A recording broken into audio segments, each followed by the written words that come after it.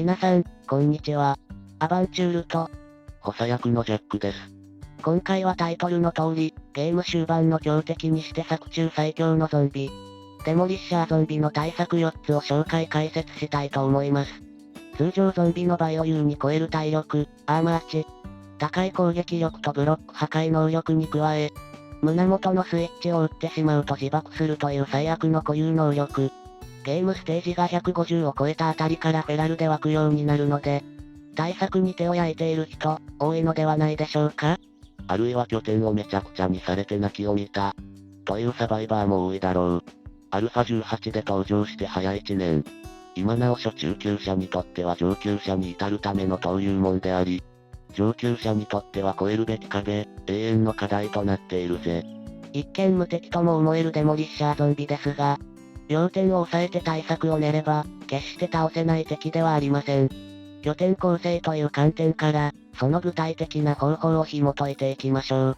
実況本編ではガバプが多いこいつだが、今回は非常に有用な情報の紹介になっているので、最後まで安心して視聴してくれよな。いいこと言ったジャックさん、さすがはわしの一番弟子じゃて。いや弟子じゃねえから。では解説に入ります。そう、今回はデモが出てくるような最終版前提の解説なので、誘導用のお堀の作り方とか、基本的なことは端折っていきます。解説が難しく感じたら、各自必要に応じて文献を漁ってくださいね。一つ目の拠点はこちら、背面射撃拠点です。背面射撃、つまりデモリッシャーの背中を撃つということだな。はい。この拠点は私が最序盤の迎撃拠点として推している、豆腐型拠点を改良したものです。1階が建物の基礎、2階が処理場、3階がプレイヤー待機場所となっています。3階の床は格子と手すり形状で作ってあり、そこから下のゾンビを射撃、設備の補修ができるという構造です。フェラルではゾンビたちはプレイヤーを目指して、経路上、つまり待機場所から見て奥の格子を叩きます。その間背中がガラ空きなので、そこを射抜いてやるのです。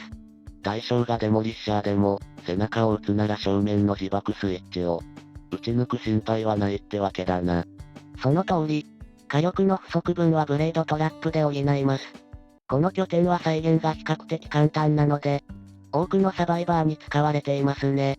ではデモを召喚して、テストしてみます。走行速度の項目をいじって、昼間でも走るようにしているぜ。切られとる。電気フェンスもあるので、余裕を持って狙います。ヘッドショットが効果的なので、狙っていきましょう。この通り、5体同時でも楽勝です。このデータは難易度冒険者だから、上位の難易度だともうちょっと手こずるかもだが、装備が整っているならビビたるさだろう。もし火力不足を感じたら、ダーツなどの攻撃トラップを増設するか、AP 弾を使うといいでしょう。ちなみに手すりブロックを各所で使ってる理由ですが、いつの間にかアロースリットの仕様が変更されて、スリット越しに修理や配線ができなくなったのでその代わりです。いつの間に変更されたんだろうな。不便極まりないぜ。全くです。新規形状に意味を持たせようということでしょうけど、それで既存形状を弱体化するのはなしにしてほしいですよね。まあここで愚痴ってもしょうがないわな。次の拠点に行こうぜ。OK。二つ目の拠点の解説に移ります。二つ目はこちら。歩幅モーション利用型拠点です。歩幅モーションってのはつまり、ゾンビが四つ足で這い寄ってくるあれのことだよな。そうです。アルファ19までは這いずりとスパイダーの特権でしたが、アルファ20で全てのゾンビができるようになったため、それまでの拠点構成の見直しが必要になりました。基本的にはこちらに不利に働く要素なのですが、それを逆に利用しちゃおうってのがこの拠点のコンセプトです。見た目ではわかりにくいですが、格子を隔てたゾンビ処理場の床にプレート1枚、その上に格子を設けて、高さ 1.8 マスの空間を作ってあります。これはデモリッシャーの歩幅のトリガーになる、絶妙なラインです。試しに読んでみましょう。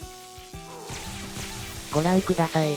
デモがうつ伏せの状態で、ビリビリ痺れてます。この状態なら、自爆スイッチが奴の体で隠れるから、正面から撃ち込んでも自爆スイッチを誤射しないってわけか。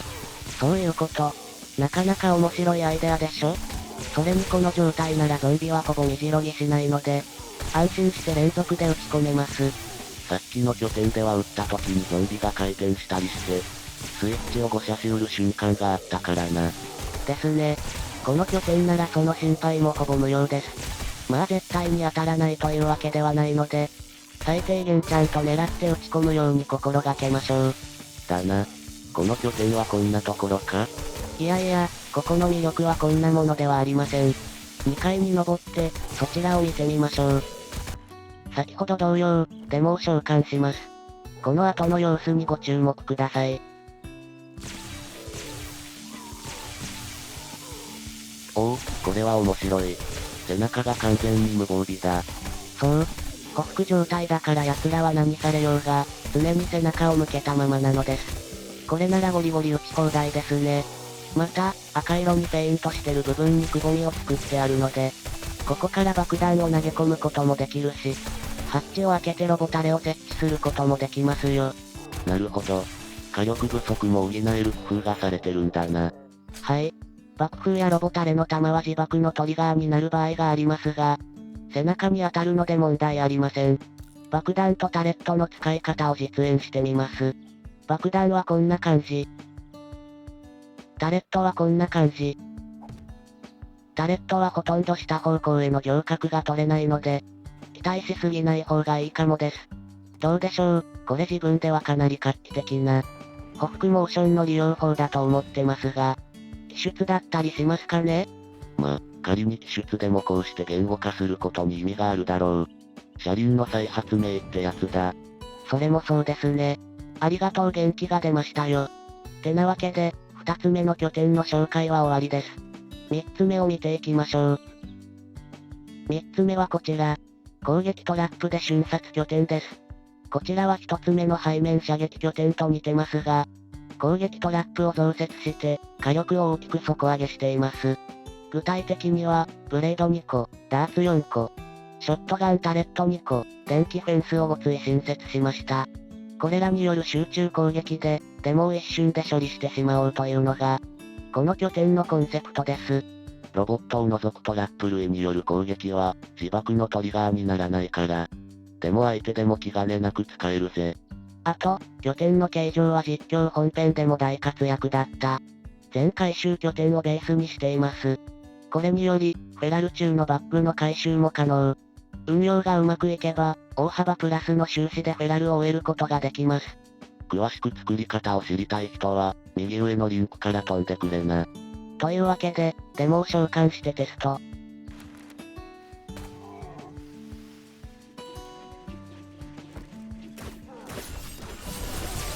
こんな感じで、ゾンビはハッチをめがけて突進してきて、ブレードとダーツの同時攻撃で焦点するってわけ。この時は一度に大量に呼んだから、入り口で詰まっちゃってるが、フェラル中に湧くとしたら23体が限度だから、実際は気にするほどではないぜ。ですね。電気フェンスを置きすぎたことも関係してるかな。入り口側の電気フェンスを1対減らしてもいいかもしれません。また、稀に床の隙間に挟まるゾンビがいます。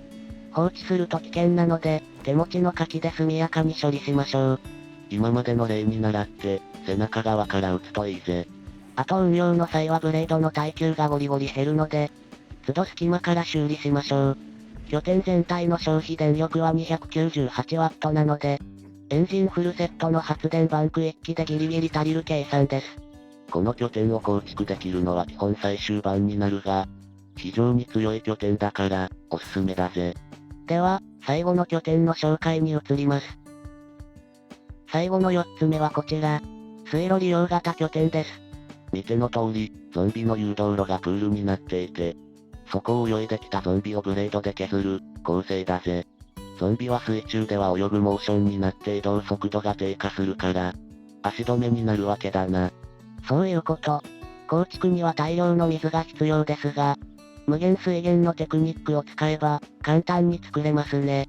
構築にグリッチを使うからちょいとずるいが、抵抗がない人にはおすすめの拠点だ。右上のリンクの動画の冒頭で無限水脈のテクニックを紹介してるので、詳しく知りたい方はそちらをどうぞ。待機場所手前の誘導が怪しかったので、ちょいといじりました。この状態でブレードをオンにして、デモを召喚します。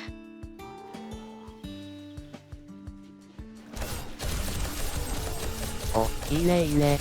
ブレードは二足歩行のゾンビの頭にヒットするようになってるので、ヘッドショット判定になって効率的にダメージを稼げます。ただどうしてもブレードの真下に水を滞留させられないので、ゾンビの動きには十分注意して運用しましょう。そうだな。ちなみに稀にこちらまでたどり着くタフな奴もいるが、その時にはすでに虫の息だから、銃を撃ち込んで処理すれば問題ないぜ。ですね。